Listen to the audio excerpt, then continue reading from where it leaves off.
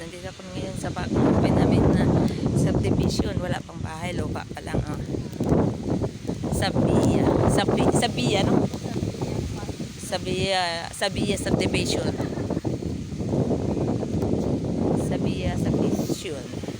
Bagong open. Oh, iba may palay pa. Pero kasali yan. Hindi pa, wala pang natayo na bahay. Mag-avail na kayo habang mura pa. Ito bago pa lang.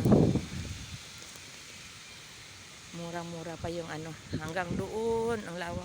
Kaya, hinintay lang na ma-harvest ang palayan. Ma-harvest ang palayan.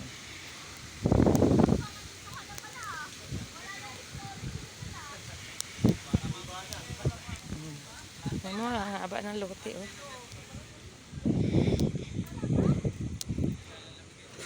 Ang haba ng lote, oh. Ayan. Ang lapad. Hanggang doon yan. Magpa-receive na kayo para habang mura pa kasi kung may bahay na nakatayo to, lalong mahal.